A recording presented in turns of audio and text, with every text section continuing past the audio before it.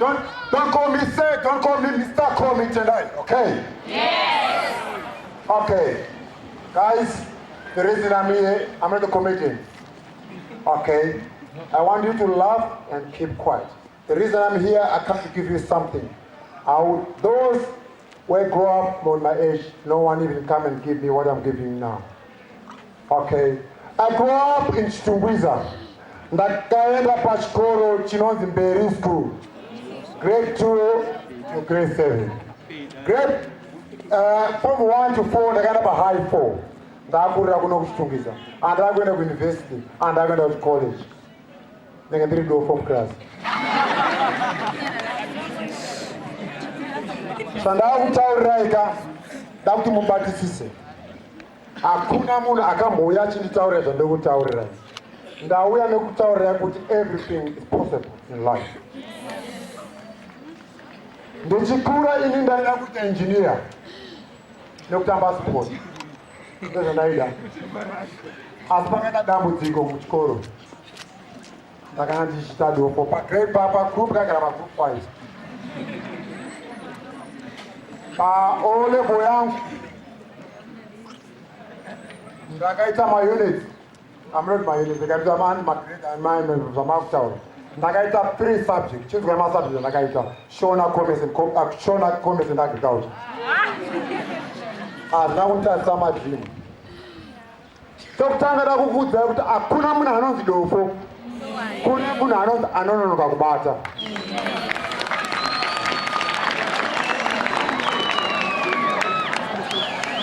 Izwa kana mangoseka maunyerera. Wakanzwa munhu achikutaurira kuti uri dofo. Aiwa kana unonoka kubata. Asi kana uchinonoka kubata, you need to work hard extra. Ukufanira kubvunza. Tina maticha ari kuseri kwenyama. Hapana chavanoda muupenyu, wanda kukuyamurai. Chinzwai udofo hwangu hwengo wakaita. Muklasi ndaiteerera maticha angu noudofo hwangu. Homework ndaipedza ndosvika pasi noudofo hwangu.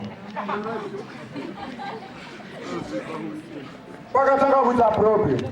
Ndakazoona kuti ndaita engineer, ndaita mechanic. Pandakaona kuti ndiri dofo. Ndakatanga kuenda pama weekends ndaenda kuPachikwana. Munokuziva Pachikwana?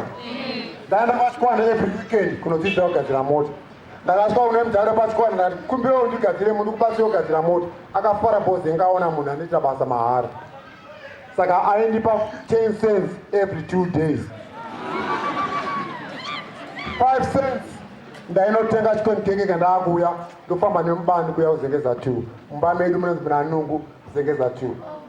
Pandakakura Munanungu pamberi pemba nekageti kakadai so. Chaireva kuti baba wangu wengu asingafunge kutenga mota.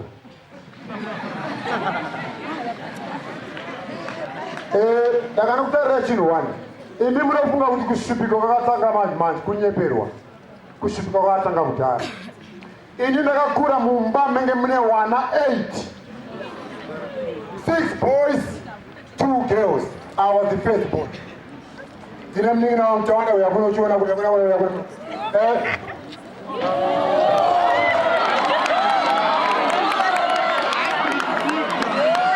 Anyway, remember, I'm not a comedian. I come here to give you something that will change your life for good. Ndakakura uye tawanda yakunotawanda njira muri kuona uyu the last born kuvakomana mudiki kwazviri andika waita basa tawanda. Tichikura taidya paChristmas po pataidya huku nerice nemabirthday. Imunodya rice mazowete. Tichikura taenda kuchikoro taidya kasina bhutsi.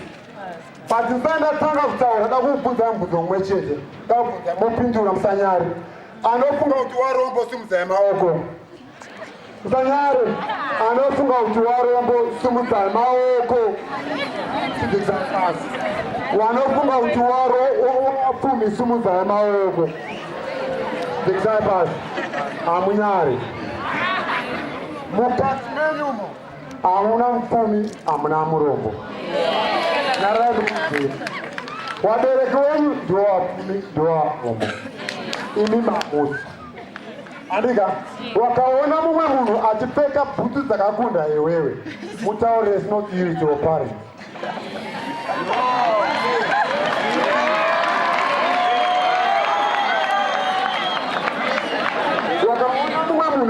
stone yakakuda iwewe. Just say it's not you, it's your parents. Okay. Your time will come. Your time will come. Ndakukutora jeni yangu. Ndakura mumba mune wana 8. I'm the firstborn. The only person who's working is my father. My mom is a real mother. Okay? Wanopa kumusha kunotikana mwezi wa pera kuti wapiwa mari na baba. Baba wangu warikufuviwa za family wese kuti tidye. Apa ndauda kutamba sport. Pane problem yatanga man passport. Unoziva ndatanga kushaya boots. Ndakushaya boots. And when you pamuri apa, change what in doctor. Everyone are better than me. Because why? Imi mnogo na mkrasi ningeza go nendili do. Ati mimi ya which means ndogo kutaura ndaka kutarisira pa mso inini ndiri passport. Change why man? Ndatanga lukura. Ndakufunga wokuti ndikuda boots. Baba wangu wakaenda ku company inonzi Bata. Wakati ndikuda kutengera mwana wangu boots akushaya size Masai. That was tough. Baba wangu wakauzwa neBata kuti chinonesa ka chimoti chinogadzira boots ndo chinodhura pane boots. He cannot afford to buy the mold, of which I can buy only once a year. My life was tough. Baba wangu murombo achase apana munhu ari kukwanisa kugadzira boots. The only latest boots yandakapfeka yanzi tender boots. Pama Christmas pamwe wakapfeka boots dzakanaka ende yangoti asi handagumira ipapo. Ndakangoti kwasara chinhu 1. Ndakunamata kuna Mwari. God can help me to give me a shoe which can fit my foot. Ndipo pakatanga kuita munamato wangu. Ndakunamata zuva nezuva. Mwari ndikomborereo mundipo boots inokwana tsoka yangu. Matambana aramba kundipa aya. Imi ndimuchandipa. Ndakatanga kutamba sport but paita problem. Ndakanotsvaka inonzi farmer shoe. Ndatsvaka farmer shoe ndakaenda kwachikwana kunotsvaka tai. Ndakagadzira ndakaiisa pasi pefarmer shoe. Ndakaimultiply. Inge iri fun kuiona. But ndaingoti it's not me who is poor, it's my parents.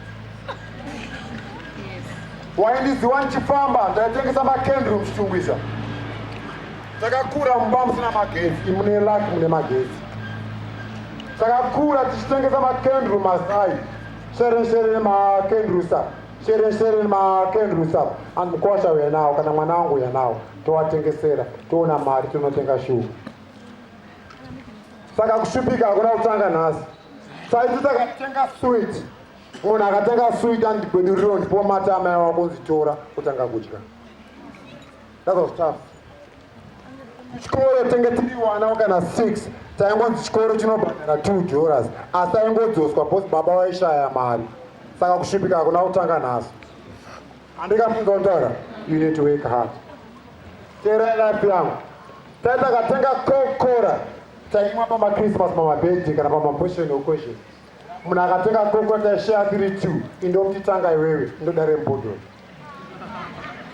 Kana ndabata bottle recoke ndayabata nemaoko 2. To make sure kuti ndisadoni. That was real life. Tandiri kutaura kuti mukule muone kwandiri kuenda nekwandakabva. Muzosvika pandari. Asi handakuramba chikonamata kuna Mwari ndipewo boots dzinokwana size yavo. Ndakatanga kutamba basketball pachikoro pazengeza high 4. Ndaiswa pabench. Asi ndenge ndine farmer shoe yangu. Remember guys every weekend ndikuenda kwachikwana. Andinga kuruziwa every weekend ndikuenda kwachikwana Saturday and Sunday. Wamwe vachirotamba ndikuenda kwachikwana. Pandikuziwa ndiri dofu. Andodika. Ndapedza kudaro ndakatanga kuenda kunonzi kuArcadia. Time yacho kuArcadia kwanga kune vanhu vane mari. Kwanga makarati nevasangwa nevarungu. Indasvika ipapo ndandida kutambawo basketball. Vakanditarisa kudai. Vakanditi, are you okay? Ndakati, I'm fine. Pozo wakaona boots ndakapfeka. Chandakawataura ndechekuti iwo wangu ane masneakers. Time yataikura and masneakers. Akuti akaiona so unongoinzi asneaker. Inini I don't know the chief. Former shoe tire, man, or something. But Chakapa with environment shoe which no one. It's not me who is poor, it's my parents. Sakandera Majugo farmer. But problem in everybody would die so different reaction. Basketball, I thank out number 3 in the high school match. Why? Because Dakashika Papa Dagazira 5 kg of Nemkaka, Mukaka, Mukaka, Daga my plastic to 4. I around 5. Like I some 5 kg of Daga Sungaberry. My teacher knows the point to Kakabora, Dori Kaka, Sakaringa Bamba. Sakadaino practice a pap, can always do that one disa, no kunyara. As now we touch this up with our time. Dying good out. As in the kind of Marim Comboreo, may put it good old boots on Kwana upon the door. Okay. That Tanga Gudaro, we're going to print the first day, them team. That I score 12 points team every winner.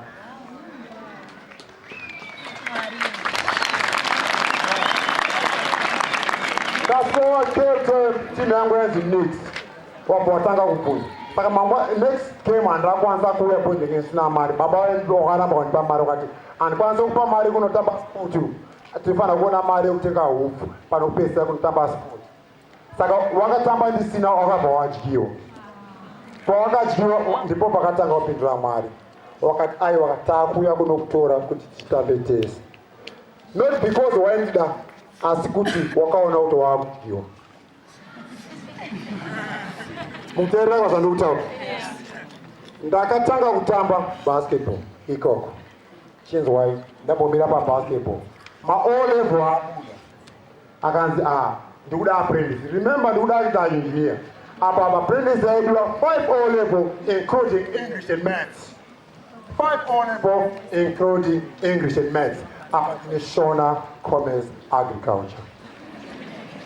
As now that is Pakano yoleswa ma apprentice ndakaenda ndakanzi ko patapeza ma ole pokani mazoza kawa mimi mazoza chijeri kwa ka slip kana rise marzao senyo aya usakwa secret mimi kama shachinda mazoa ndakashika ndakanzi stara kunoza ndakatenda isimba ndakati ni 5 ole but yes 5 ole bo including math and English yakanyora mazi ma ele yangu pinda automatically Sakana kanyoka.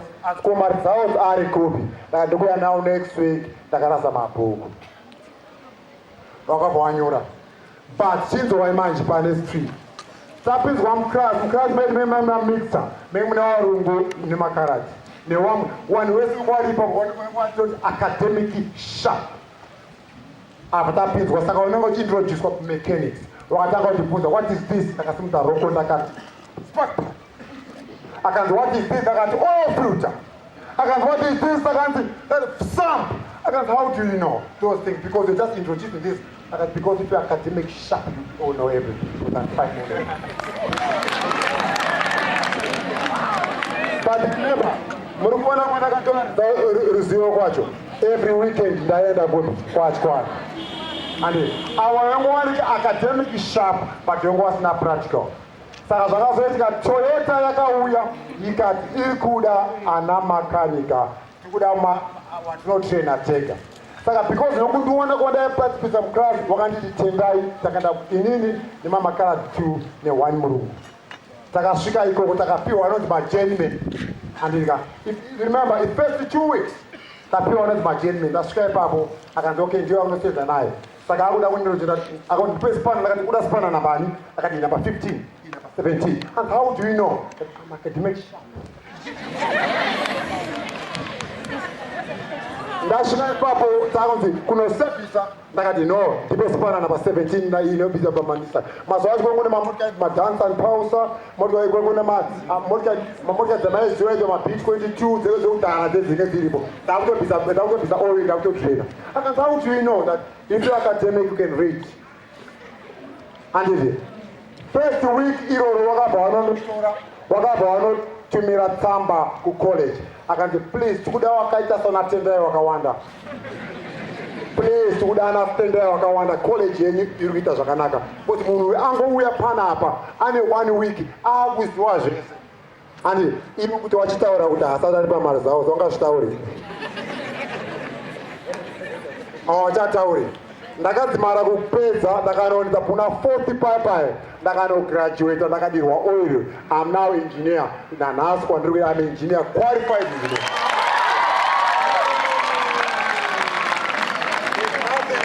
Taurira pazvemotikari I'm more advanced. No one can hapana anogona kundibhadhara kana kuti ndikudaidzewo zvemotikari. I have a technical advance for myself zvemotikari. Ndakapasa zvakapinda. Handivika ndakati ndicongratulation and izvo zvapera zviti pasipoti tine nharo ndakuye ndakuda kutamba basketball reri rasvika ndine bhutsi yangu remember farmer shoe ndakutambira kuarcadia ndiri kuramba chinamata kuna Mwari. God, can you please help me? I need a shoe which can wear my size. To cut the story short, ndakazoenda kunonzi kuuk but teremu chakandishambisa ndaenda kuuk chinhu 1 pandaikura inini ndichiona mablack and white TV panext door because baba wangu kwasakwanisa kuona TV taiona panext door.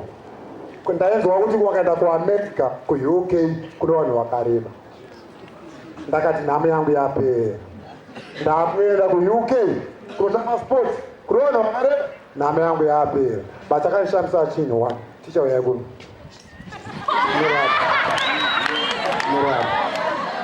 ndasvika kuuk ndaburukawo ndege ndabva kuchitungwiza ndasvika ndakamirirwa akanzi ndasvika uya warungu wakanimirira ndakaburuka nestepi yangu yekuchitungwiza ndasvika ndakati makadiko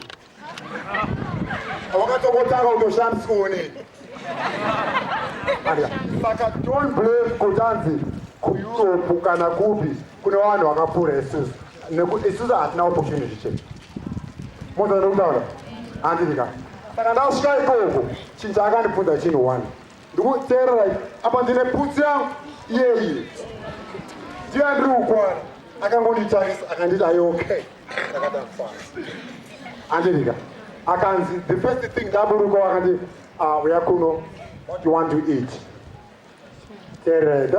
it's a simple question but to me it was hard nangotaira kuti mamiri edu sadza handiti ndangoti anything achibva anditora akandipa chicken half chicken iye half chicken teerera mudzako half chicken iye half chicken apa andipa pocket knife ndatarisa but chakandaenda ndokamubvunza nechidongo changu chocho ndakamudza kuti excuse me where's water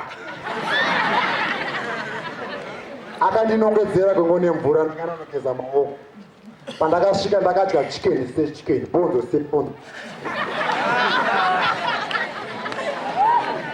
chakandishambisa chinhu 1 iye paaidya ingonyogora nefoku nenaife asvika pahafu akabva akandambi hana yangu yakarova you know why ndakati chicken yandadya iye neyakurasa dai kwekurumba kwedu taitodya inowanin'ina wangu including my visitors why is pressing on the beat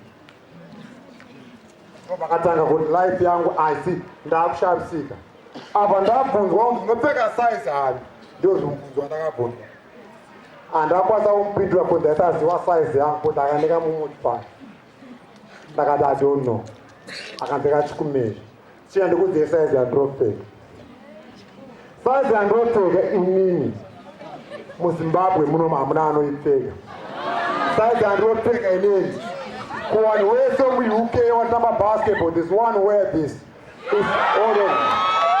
hold on musaseke otare ndinopfeka size 19 Zimbabwe okay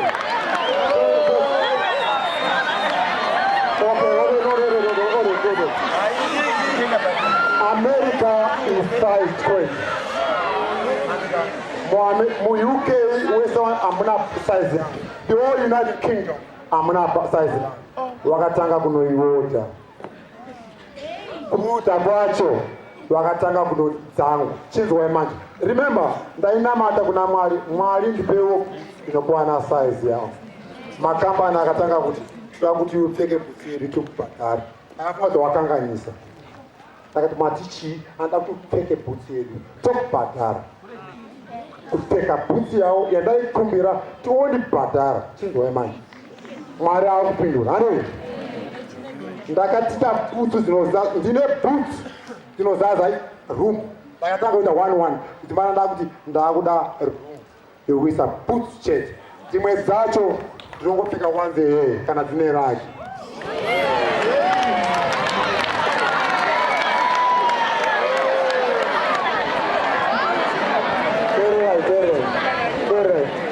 Remember, ndaiti Mwari kumbirawo kuti mundipewo bhutsu inokwana size yavo. Handina kuneta. Ndane bhutsu inokwana size yavo. Everything started well. Handiti. But ndaenda kuchanging room. Ndaiti vanhu vanopfeka angatopfeka masheti akunotamba basketball. Tabva ikoko anosoitoiswa paside. Saka ndakasvika vanhu vachingowakanda paside. Ndakati, what are you doing? And it's too sweat, it stinks. I need a new one. Ananga yakarowa. Ndakati nechirungu changu choda, please guys, can you put everything there on this plastic? I want them to take home. Ndakatanga kuvakorekta. Ndakatumira kumamisha kwangu kwese, kumwe ndakatumira. Kuna Nambari, kuna Namurewa, kuna Namutoko, ndichingotumira. Ndapedza kudaro, ndakaona kuti ndakuenda kumusha kwangu chete. But Africa is Africa. Ndakatanga kutumira kuna Mozambique, Botswana, Zambia. Kune mwana anoshupika akakura kukura kwandakaita. Saka iye zvino ndiri kuuya kuno kutaura muri pastage yenyu. Everything you want, if you talk to God, God will give you. Everything you need, if you talk to God, God will give you. It will take time. But kana maresults acha akuya unonyara. Watambo for example, amai wako makamera rai. Amai wako ndo wakura chikafu. Woswipa over apa nyama yakasiyana newako. Wakunogara unonyara ugara utazapariwa. Bosi nenge yakawandisa nditi. Ndozvinoita Mwari. Anokudzadzira zvekuti unonyara. Andika. Saka iye zvino ndikutaura kudaro ndichiri papo. Wamwe wenyu muchaenda kuna America. Wamwe wenyu muchaita madzidzisi. Wamwe wenyu muchaita anything. But remember. Usazokanganwe kwawakabva. Andika. Remember. Wamwe wenyu munoenda kuAmerica madzoka makutishainira nemota dzenyu boom boom. What's up? I don't know if you speak in Shona.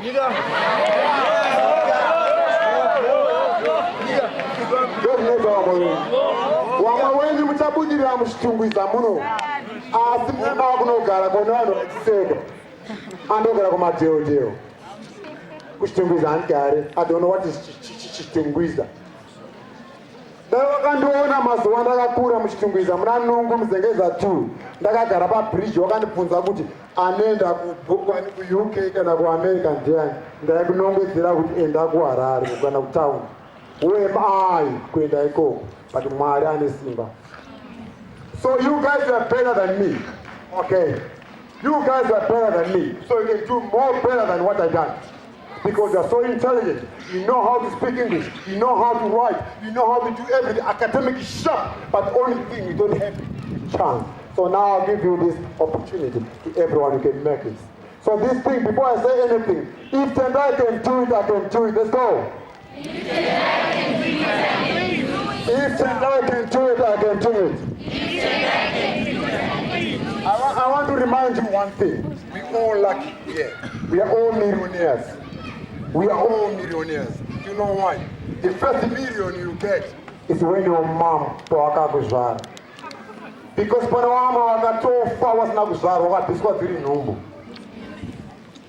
Vanganzwa kuti amai ndaita nhumbu wakabva waibvisa. Mumwe achingozvarwa achibva afa. Imimi makakwanisa kubuda. So I need to say, I love you, mother. I love you, mother. Chinoitika vazhinji mwenyu munonyara kunakidza amai vako kuna vamwe vanhu. Inini amai vangu vakakurawo nemazambia machikamba. And wachifamba une Tomi yakabharuka umu. Tomi inobharuka wakasenzesa maningi. Andika amai vangu vaifamba vachidaro. But she's my mom. No matter what, she's my mom. Andika ndiwo wakandiburitsa, wakandirakidza. Ndiwo amai wangu. Wamwe wenyu munotumwa naamai kunzi ndatoita zvakati kuti andidi aina futi. Iwewe amai wakakuzvara wakapopoterwa mishonga yawakadya imwe wasingazive kuti iwe uyepo. asiwo chuma kahwani kuti ndipo mvura anzwanyanya. Andika, ndine maticha akandzidzisa inini. Hapana chandakawapa ini kana chimwe chinhu. As I'm better than that, but better than them. Why? We need to respect them. So here's the things I'm going to give you now. Okay, respect. And now, if you are ready, if you are clever, can only do for saying, "Chakapunyorera." You go pay you. Don't go pay you. As can I see the door for some sorrow. Okay. And from now upwards, no, guys, from today, wakanzwa munhu achiudza kuti uri dofo ramba. Kakara tendaya akapasa asina English akaita engineer. What more you need? And hakuna munhu anodofo, kune munhu anonoka kubata. Saka uchinonoka kubata, enda kune madzidzisi kunovabvunza, ndo basa ravo. Chekutanga, guys, this is once in a while. Makaona time yakadai Mwari maita basa uchiona mwe musina kududuza. Pandakakura hapana munhu aive kunotiudza muchikoro, hakuna. Chekutanga chandakukudzidzisai, if you want to make it,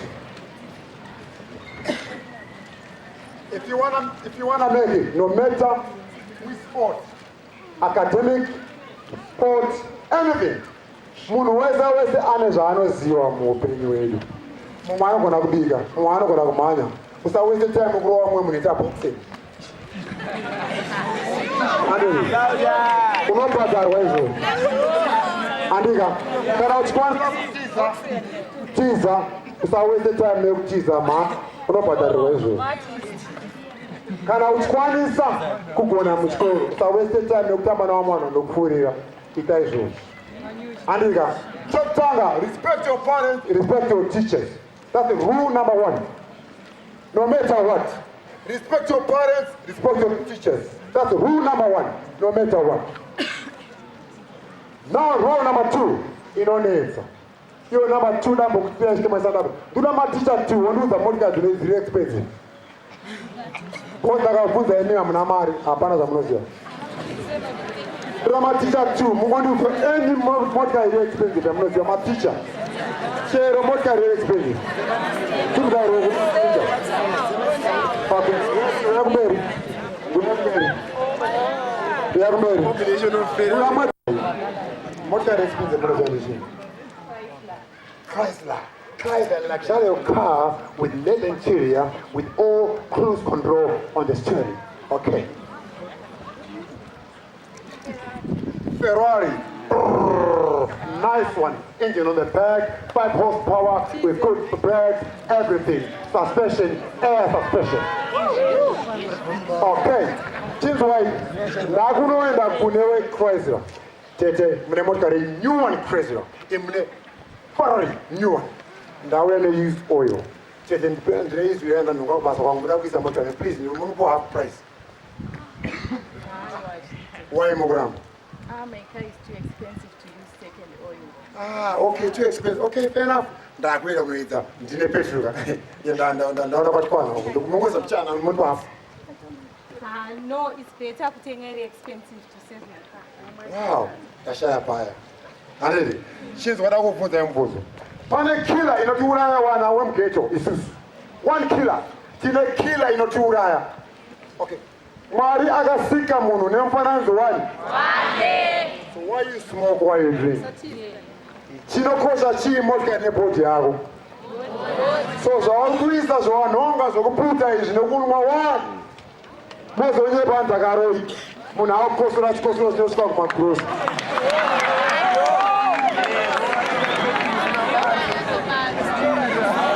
Okay. Kana uchi respecta Mwari, respect your body. Mwari akasika munhu nemufananidzo wake. So why you smoke? So I say don't smoke, don't drink. Don't smoke, don't drink. Wandakatamba nawo basketball weso wakafa wako. Munhu wemuZimbabwe. Because you know why? They used to smoke, they used to drink. Wandakatamba nawo ku-UK, wakaretire ndakutamba nevana wavo because they used to smoke, they used to drink. Ipapa muripo ipapa ndakachembera ndakamhanya nemi ndokusiyai because hapana zvamunondida. So don't smoke, don't drink, okay? No matter what. So say, tonight you promise, don't smoke, don't drink. Let's go. Tonight you promise, don't smoke, don't drink. Tonight you promise, don't smoke, don't drink. Tonight you promise, don't smoke, don't drink. Nechimwe chinhu unofana kuzvininipisa. Listen. Some of you muchaita maticha. Some of you muchatamba sport. Mofamba muchizvintutumata muchifuti maugona musari maugona. Hapana kwaunoenda. Wakagonaona asi mukilasi masubject 4 wofunga kuti wamunogona wasvika. Munhu akataura? Hausati. Wakaudzwa naticha kunzi studies nokuti iwewe baba wako waneka motikari wofunga kuti hapana zvaari wanangu hamusati masvika. Zvininipisei? Teerera, no matter what angave mudiki angave chii, teerera. Chaachakuudza ari kukuudza kukuyamura. Maticha hapana chavanodawo. Hapana chavanoda kwamuri. Imimi ndimuri kuda zvakwavari. Last one. You're very important, no matter what. If you can have a degree, or you're very intelligent, or if you don't have God, you are nothing. You are nothing. Yeah. You need to have God. What I'm talking about is our Creator.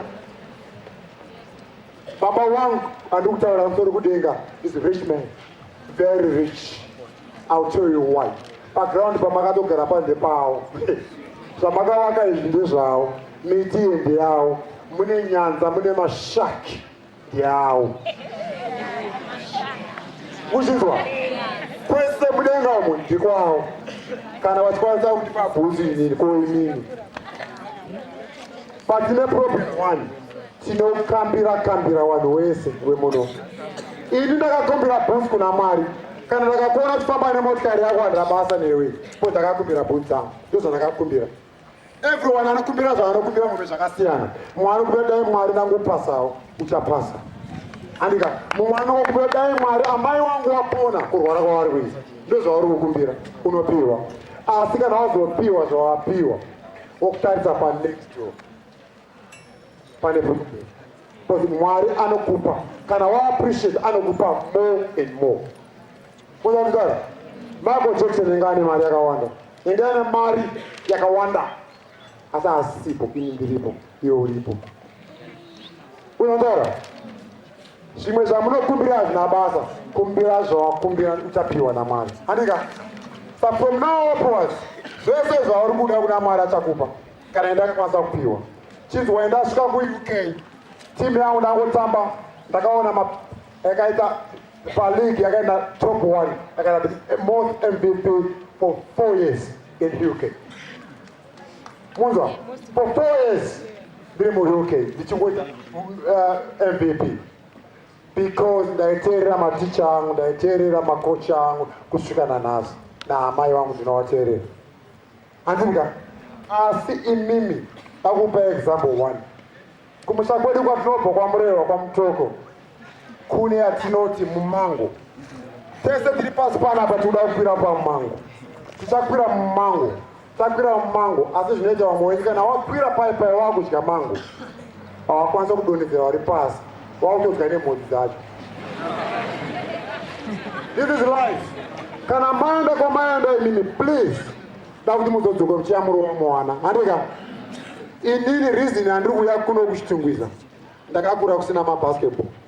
Ndakakura ndichida uniform. Saka handitoda kuti mufire zvamandakafira. Saka ndoda kukugirai mabasketball, ndoda kukugirai mauniform. Andronhonga kwekwe ndichisekwa. Kana wakandiseka ndozoda kumusha kwedu vanoombera. Muzondikutaura?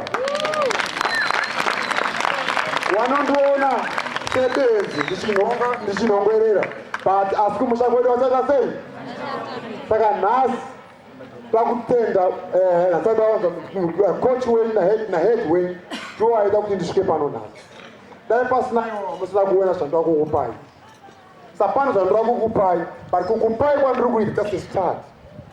Tikuda kuita more kuchitungwiza. You need to play sport, guys. Ndakukutaurirai wakomana rega ndikutaurirai pane problem. Tikomana tangoita mari tanofunga timahard. Takungoda anzi ndokuta 4 ndiri musikana iwewe. Rega ndikutaurire. If you are a man, you are a company. Andika, Take your time. Kune kumalondera, kune kwa mchoko, kune kubulawayo, kune waskana. Your time will come. You will not choose mskana. Hakuna ngomanya. Mukuskana anouya hapo unomvunza unonipei kuti ndikude. Anokuofei. Not kuti akachena kana kuti ane bvudzi rakadai so ari kumukadzirisa njiani. Andika. Waskana time yenyu chakwana musakuroverwe sehowe dzinobatwa nemameneti. Wangu waskana. Dzinokandirwa masese, dzokandirwa nedzobatwa dzakunzi. Ndozvinoita tukomana kana wakomana. Anoenda kamotikari kaisa peti $10 asi kuti bumbu kwauri. Iwo funga kuti ndio zvandiri kuda. Nekukura kwatiri kuita tikukura munyika yakashata yaane zvirwere. Hapana kwatinoenda. Tikukwatakadaro. Tonzwanewo mugeto hapana zvatinokwanisa. Aiwa, but isusu tikutadza kuita foundation yedu. Handika. Kana iwewe musikana unotochuza mukoma auchuzwe. Unochuza mukomana unoda. Unoamisa wakomana abo wati tarisa huko, enda huko, auite.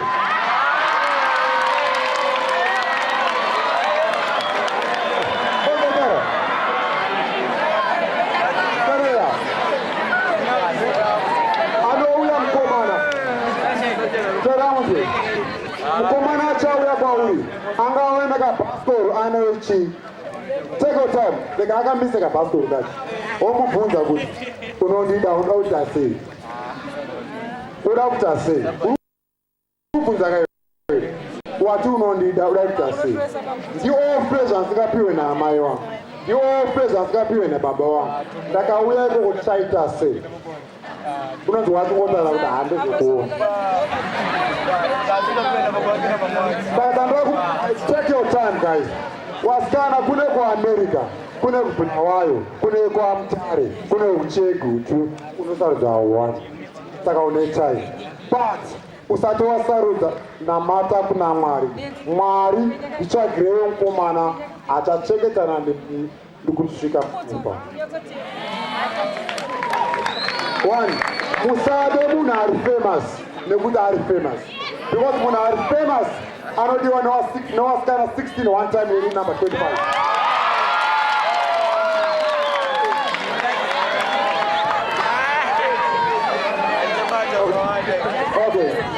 Okay. Chinzwai. Iye zvino ndakuda kusvika kupedzera but ndida kuti muri kuseka I hope ndikutora zvandikutaura. Andika. Saka ndisati ndapedzesa ndinoda kuti coach ndichitaura webasketball. Ndinoda kuti timu yenyu yekumberi kunoku yebasketball. Ndisati ndapedza. Coach waigadzira timu yebasketball. Tawanda tora mabhega. Varume ndinoda kutaurira chinhu one. Tinoda kuti tiite basketball ine mbiri kuno. Handichere muchasvika time yekuseka. Choose the right friend. Musa waste time to my friend about Facebook. Kuti ndine my friend 100 kana wadona kune 200 yachifutuka. Uyandaura. Time choose shamwari ine chekuita neupenyu hwako chakanaka. Kana une shamwari inopfurira kutaurira kuti zvakanzi natendai au shamwari yangu. Saka ndisati ndapedza kutaura. Andika. Ndakudaidza headmaster uya pano. Mukuru wechikoro mukauya pano kutambidza zvendakutambidza wasati watora. Handichade vana vekuchitungwiza wachashupika kusvika wandakaita. Handichade vana vekuchitungwiza wachashupika kusvika wandakaita.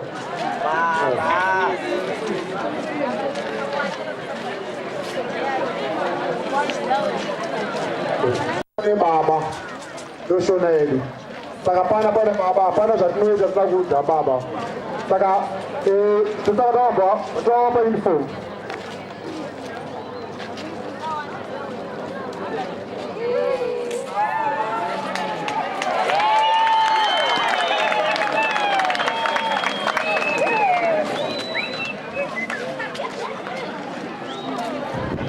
Andika. Saka uniform ndiye pano. Andika. Ndikukupai full uniform yemamatchball. Depende kokono. Mamatchball ndikukupai. Haza haya ataishipia. This is a proper matchball. Inotanga National League UK America. And so,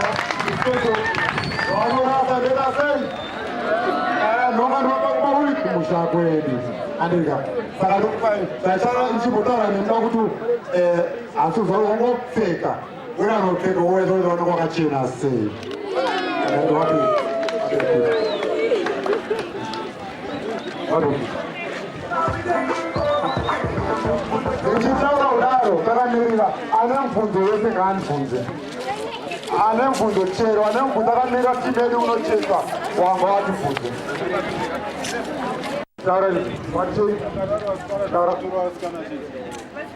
aiwa Michael Jordan wari pamberi tipa low division wari pamusoro tipa low division but ndikandokutaurirai ndakasangana naMichael Jordan ndinchiti I'm a millionaire. You know why? Because ndawakandiona ndakagara muna nungu ndakagara pabridge kundibvunza ndozotamba nawo zvaita izvo saka mbo andika pane chimwe futi pane mubvunzo ndazokurakidza pane mwe mubvunzo uri kana maticha mune mubvunzo mandibvunza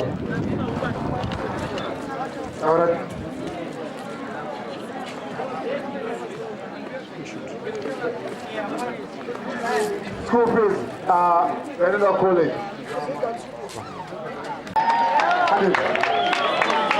saka zvandikutaura ka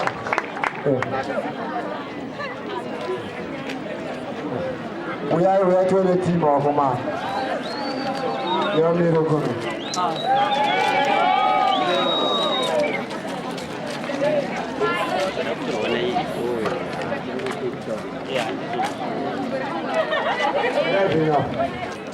You know what, girls? I'm so proud that I want to cry. You know why? When I was with age, I wish every day I want to play like you. But you know, guys, I'm proud for you. I know how you feel, guys. I tell you now, I know how you feel. I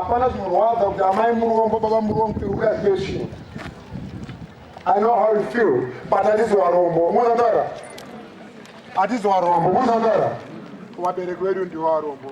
our time will come, okay? Okay, then picture it, Master Miracle, sport video, more mirrors. You promise me, girls, don't smoke it, don't be naked. Andika. What we have is getting we are not sure.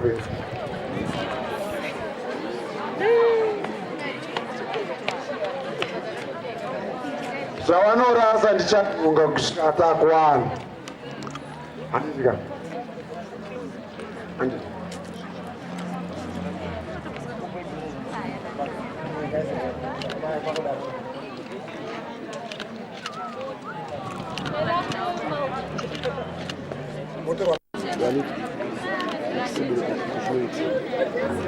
Just a flash.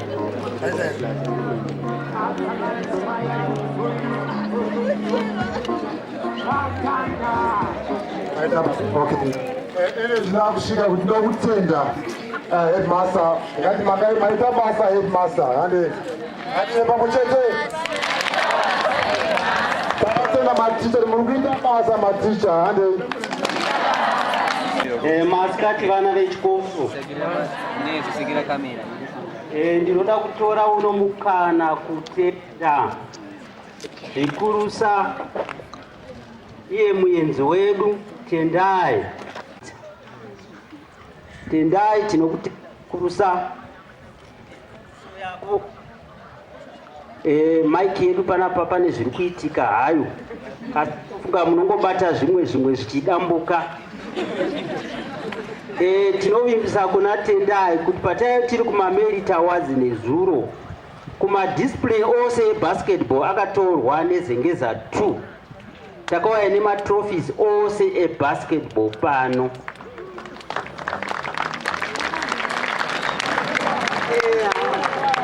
karenda riripo zvikurusa kasi kana taita ukama hwakadai naTendai ndofunga tichaendawo kumaGreater Heights. Ndinoda kubva ndati Mr. Tendai kana modzokera mofamba zvakanaka muchitirangarirawo muchitifonerawo tichange tichikufonerawo zvakare.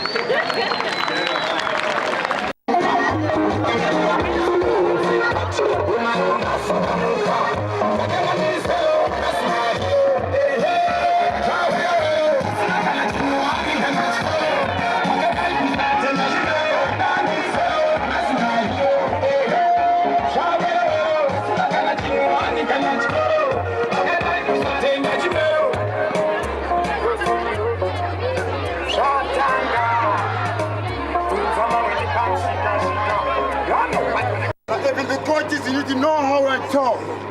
If it's the coaches, you need to know how I talk. Basketball for everybody. Replace the team. Okay, it's a teamwork. Okay, I'll give you numbers now. You're number 2, coach number 1, okay? 1, 2, 1, 2, 1, 2, 1, 2, 1, 2, 1, 2. 1 there, 2 there. Let's go.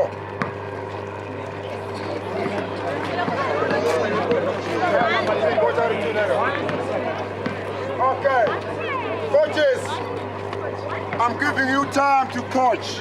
Coaches, so listen to me, I'm giving time to coach. You want me to coach you to show them how to do layups. Coach, I wanted you to show them how to do pass and go. Okay, let's go. You do your job, I'll see you. Let's go. Pass and go. Let's do it. Pass and go. Pass and go. So just you pass it. Watch that. Pass and go. Pass and go. That's good. That's pass and go. Okay, that's good. Okay, easy guys. Come here. Pass and go. In basketball, we talk. Okay? We talk. Okay, I'm on it. I'm going. Pass. I talk. I go. Okay, if I do like this.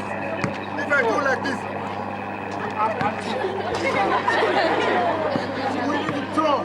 Pass. You say go. You go go. You don't pass. You talk. You understand?